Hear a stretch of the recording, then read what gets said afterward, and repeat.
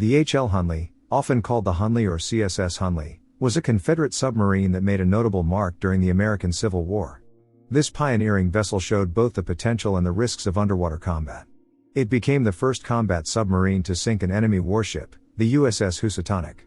However, the Hunley was only partially submerged and tragically, after its attack, it sank, losing its entire crew before it could return to base. Throughout its brief career, the Hunley sank 3 times, resulting in the loss of 21 crew members. Named after its creator, Horace Lawson Hunley, the submarine was taken into Confederate Army service in Charleston, South Carolina. Measuring nearly 40 feet in length, the Hunley was built in Mobile, Alabama, and launched in July 1863. By August 12, 1863, it had been transported by rail to Charleston. Initially called the Fish Boat or Porpoise, it sank on August 29, 1863, during a test run, killing 5 crew members.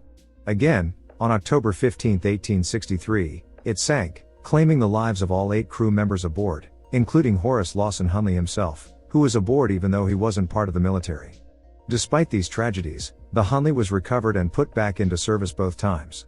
On February 17, 1864, the Hunley launched a daring attack, sinking the 1,240-ton USS Housatonic, which was on blockade duty in Charleston's outer harbor. Unfortunately, the submarine didn't survive this mission, sinking with its 8-man crew and disappearing. Rediscovered in 1995, the Hunley was raised from the ocean floor in 2000 and is now displayed in North Charleston, South Carolina, at the Warren Lash Conservation Center on the Cooper River. An examination of the artifacts in 2012 revealed that the Hunley was likely only 20 feet away from the Housatonic when its torpedo exploded, leading to its own sinking. The Civil War, lasting from April 12, 1861, to April 9, 1865, was an intense internal conflict in the United States, pitting the Union, the North, against the Confederates, the South. The Union included states like California, New York, and Ohio, while the Confederacy comprised states such as Alabama, Georgia, and Texas. At the war's outset, battles were fought using bayonets, horses, wooden ships, and inaccurate artillery. However, as the war progressed, advancements in weaponry included mines, more precise firearms, deadlier bullets, torpedoes, and ironclad ships. While most of the combat occurred on land, control of the seas became crucial. The side that dominated the coastline could manage vital imports from Europe and coastal America, essential for supplies like clothing, food, artillery, medicine, and sometimes reinforcements. The Hunley was specifically designed to break the Union blockade and secure this crucial coastal control, aiming to shift the balance of power in favor of the Confederates. Horace Lawson Hunley backed James McClintock in designing 3 submarines, the Pioneer in New Orleans, the American Diver in Mobile, and the Hunley. While the U.S. Navy was working on its first submarine, the USS Alligator, in late 1861, the Confederacy was developing their own underwater vessels. Driven by loyalty to the Confederate cause and the potential financial benefits of sinking Union ships, Hunley, McClintock, and Baxter Watson first created the Pioneer. This submarine was tested in the Mississippi River in February 1862 and later moved to Lake Pontchartrain for further trials. However, as Union forces advanced towards New Orleans, the team had to abandon the Pioneer, scuttling it in March. Seeing room for improvement, the trio moved to Mobile, Alabama, to build a second submarine, the American Diver. They teamed up with Thomas Park and Thomas Lyons of Park and Lyons Machine Shops.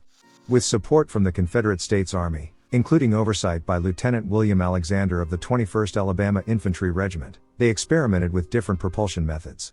After trying an electromagnetic drive and a custom steam engine, they settled on a hand crank system due to time and cost constraints.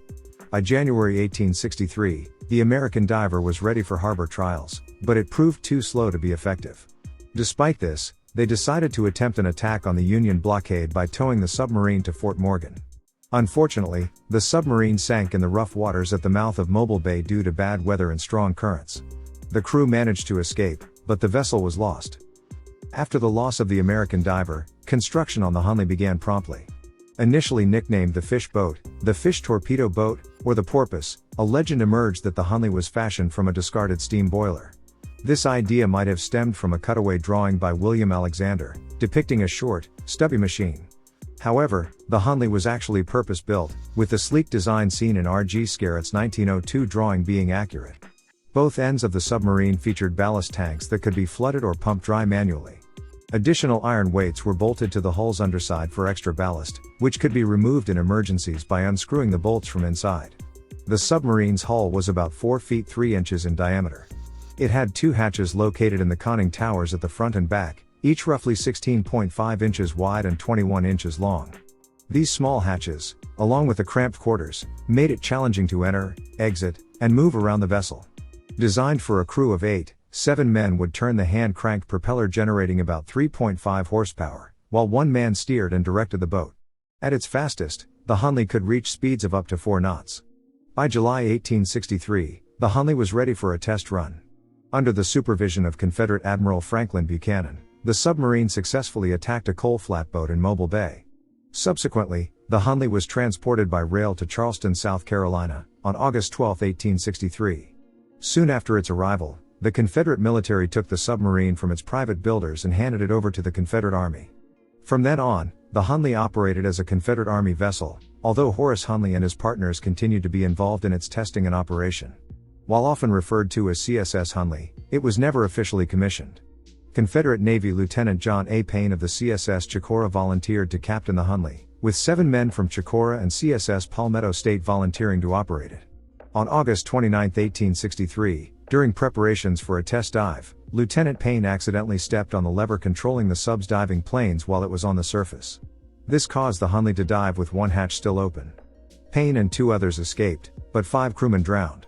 The crew lost on August 29, 1863, were Michael Caine, Nicholas Davis, Frank Doyle, John Kelly, Absalom Williams. The Confederate Army then took direct control of the Hunley, with orders coming from General P.G.T. Beauregard, and placed Lieutenant George E. Dixon in charge.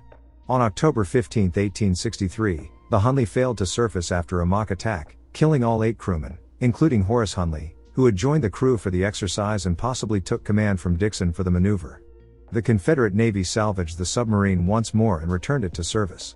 The crew lost on October 15, 1863, were Horace Hunley, Thomas S. Parks, Henry Beard, R. Brookbanks, John Marshall, Charles McHugh, Joseph Patterson, Charles L. Sprague. Initially, the Hunley was supposed to attack using a floating explosive charge with a contact fuse, known as a torpedo in the 19th century. The plan was for the Hunley to dive under an enemy ship, attach the charge to the hull, and then move away before the explosion. However, this method was scrapped due to the high risk of the submarine getting entangled in the rope, the charge drifting away, or the explosion happening too close to the submarine itself. Instead, they opted for a spar torpedo, a copper cylinder filled with 135 pounds of black powder, attached to a 22-foot wooden spar. This spar was mounted on the bow of the Hunley and designed to be used when the submarine was at least 6 feet underwater. Earlier spar torpedoes had barbed points that would stick into the target's side and then be detonated by a mechanical trigger as the submarine backed away. However, evidence found by archaeologists, such as a spool of copper wire and battery components, suggests that Hunley's torpedo might have been electrically detonated.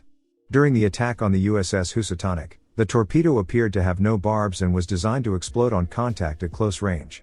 After Horace Hunley's death, General Beauregard ordered that the submarine should not be used for underwater attacks anymore. Instead, an iron pipe was attached to its bow, angled downward to ensure the explosive charge would detonate effectively underwater. This method was similar to the one used successfully by the earlier David surface attack craft against the USS New Ironsides. An engineer stationed at Battery Marshall, along with another engineer, made adjustments to this iron pipe mechanism before the Hunley embarked on her final mission on February 17, 1864. Early histories of submarine warfare included drawings of this iron pipe spar, confirming its David-type configuration. On the night of February 17, 1864, the Hunley embarked on its only offensive mission. Its target was the USS Housatonic, a 1,240-ton wooden-hulled, steam-powered sloop of war equipped with 12 large cannons.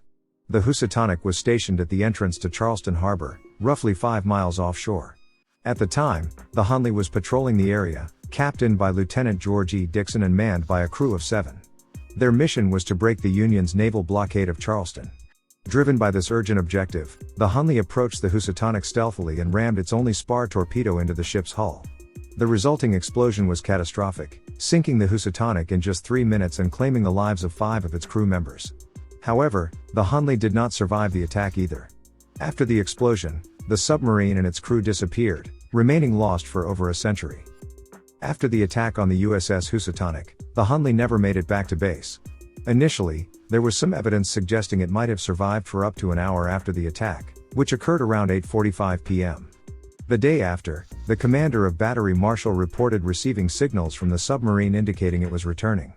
Though the nature of these signals wasn't specified, a post-war correspondent mentioned that 2 blue lights were the pre-arranged signals. A lookout on the Housatonic also reported seeing a blue light on the water after the ship sank. In 1864, blue light referred to a pyrotechnic signal commonly used by the U.S. Navy, not a blue lantern. When the Hunley was recovered, the lantern found had a clear lens, not blue. These blue lights could have been seen from as far as 4 miles away between Battery Marshall and the attack site. Lieutenant Dixon's plan might have been to take the Hunley underwater to return to Sullivan's Island, although there is no documentation confirming this. At one point, it was speculated that the Hunley was accidentally rammed by the USS Canandaigua while it was rescuing the Housatonic's crew. However, no such damage was found when the submarine was raised. Instead, all evidence pointed to the crew's instantaneous death at the moment of the torpedo's explosion against the Housatonic's hull. When the silt was removed from inside the submarine, the crew's skeletons were found at their stations, showing no signs of trauma. In October 2008, scientists discovered that the crew had not set the pump to remove water from their compartment, suggesting the submarine wasn't flooded until after they died. In January 2013, conservator Paul Mardikian found a copper sleeve at the end of the Hunley's spar, indicating the torpedo was attached directly to it, meaning the submarine might have been less than 16 feet from the Housatonic when the torpedo exploded. In 2018, researchers reported that the keel blocks, which the crew could release to surface quickly in an emergency, had never been released. The close proximity to the explosion and the condition of the crew led a team of blast trauma specialists from Duke University to theorize that the crew was killed by the blast pressure waves. Their research, which included experiments with live black powder bombs, suggested that the crew likely suffered immediate pulmonary blast trauma from their own torpedo. These findings were published in August 2017 in the journal PLOS One and became the basis for the book In the Waves, My Quest to Solve the Mystery of a Civil War Submarine. Although their conclusions were disputed by the Naval History and Heritage Command, the debate highlighted the complexities of such historical investigations. Years after the Hunley went missing, surveys around the wreck of the Housatonic found the submarine on the seaward side of the sloop, a location previously overlooked. This suggested that ocean currents carried the Hunley out after the attack, leading to its eventual discovery and recovery. The discovery of the H.L. Hunley was hailed by William Dudley, Director of Naval History at the Naval Historical Center, as probably the most important find of the century. 2 individuals have claimed the discovery of the Hunley. Underwater archaeologist E. Lee Spence, president of the Sea Research Society, reportedly found the Hunley in 1970. Spence has a collection of evidence, including a 1980 Civil Admiralty case, to support his claim. The court ruled that the wreck was outside the jurisdiction of the U.S. Marshal's Office, so ownership was not determined. On September 13, 1976, the National Park Service submitted Spence's location for the Hunley to be included on the National Register of Historic Places. This location became public record when the Hunley's placement on the list was approved on December 29, 1978. Spence's book, Treasures of the Confederate Coast, published in January 1995, included a chapter on his discovery and a map showing the wreck's location. In April 1995, diver Ralph Wilbanks located the wreck while leading a NUMA dive team organized by archaeologist Mark Newell and funded by novelist Clive Cussler. Initially, Cussler claimed the wreck was in about 18 feet of water over a mile inshore of the Housatonic, but later admitted this was false. The wreck was actually 100 yards away and on the seaward side of the Housatonic in 27 feet of water. The submarine was buried under several feet of silt, which preserved it for over 100 years. Divers identified the forward hatch and ventilator box and confirmed the wreck's identity. On September 14, 1995, Senator Glenn F. McConnell, chairman of the South Carolina Hunley Commission, requested Spence, with the signature of South Carolina Attorney General Charles M. Condon, to donate the Hunley to the state of South Carolina. Shortly thereafter, NUMA disclosed the wreck's location, which matched Spence's 1970s plot. Spence maintains that he discovered the Hunley in 1970, revisited and mapped the site in 1971 and 1979, and expected NUMA to verify his discovery, not claim it. NUMA was part of a SIA expedition directed by Dr. Mark M. Newell, who credited Spence with the original discovery and only took credit for the official verification. The underwater archaeological investigation culminated in raising the Hunley on August 8, 2000. A large team from the Naval Historical Center's Underwater Archaeology Branch, National Park Service, South Carolina Institute of Archaeology and Anthropology, and other experts measured and documented the vessel before its removal. Once complete, harnesses were attached to the submarine, and a crane from the recovery barge Carlissa B hoisted it from the seafloor. The Hunley was lifted from the Atlantic Ocean, just over 3.5 miles from Sullivan's Island outside Charleston Harbor. Despite using a sextant and handheld compass 30 years earlier, Spence's plot accuracy was within the length of the recovery barge. At 8:37 a.m. on August 8, 2000, the Hunley surfaced for the first time in over 136 years, greeted by a cheering crowd. It was then transported back to Charleston and secured inside the Warren Lash Conservation Center at the former Charleston Navy Yard in North Charleston, in a specially designed freshwater tank for conservation. The recovery of the Hunley was featured in an episode of the television series The Sea Hunters, based on Clive Cussler's 1996 non-fiction book Hunley, First Kill. In 2001, Clive Cussler filed a lawsuit against E. Lee Spence for unfair competition, injurious falsehood, civil conspiracy, and defamation. Spence countersued, seeking damages for claims made by Cussler that he discovered the Hunley in 1995, damaging Spence's career. Spence's lawsuit was dismissed in 2007 due to the Lanham Act statute of limitations. Cussler dropped his suit a year later after the judge allowed Spence to introduce evidence supporting his discovery claims. Today, the Hunley can be viewed at the Warren Lash Conservation Center in Charleston. A replica is on display at the USS Alabama Battleship Memorial Park in Mobile, Alabama, alongside the USS Alabama and the USS Drum. The crew of the H.L. Hunley included Lieutenant George E. Dixon as the commander, hailing from either Alabama or Ohio. The rest of the crew consisted of Frank Collins from Virginia, Joseph F. Ridgway from Maryland, James A. Wicks, a North Carolina native living in Florida, Arnold Becker from Germany, Corporal Johann Frederick Carlson from Denmark, C. Lumpkin, likely from the British Isles, and Augustus Miller, probably a former member of the German artillery. Identifying the Hunley's crew remained a mystery for many years, aside from Lieutenant George E. Dixon. Douglas Ousley, a physical anthropologist from the Smithsonian Institution's National Museum of Natural History, examined the remains and determined that 4 men were American-born while the other 4 were from Europe. This conclusion was based on the chemical signatures in their teeth and bones, reflecting their diets. The Americans had consumed plenty of corn, while the Europeans' diet mainly consisted of wheat and rye. Forensic genealogist Linda Abrams, through DNA testing and Civil War records, identified Dixon and the 3 other Americans, Frank G. Collins from Fredericksburg, Virginia, Joseph Ridgway, and James A. Wicks. The European crew members' identities were confirmed in late 2004. The positions of their remains indicated that the men died at their stations without trying to escape the sinking submarine. On April 17, 2004, the crew's remains were laid to rest at Magnolia Cemetery in Charleston. Tens of thousands attended the ceremony, including about 6,000 reenactors and 4,000 civilians in period clothing. Color guards from all 5 branches of the U.S. Armed Forces participated, wearing modern uniforms. Though only 2 crew members were from the Confederate States, all were given full Confederate honors and were buried with the 2nd Confederate national flag, also known as the Stainless Banner. In 2002, a significant discovery was made by lead researcher Maria Jacobson while examining the area near Lieutenant Dixon. She found a misshapen $20 gold piece, minted in 1860, with the inscription Shiloh April 6, 1862, My Life Preserver G. E.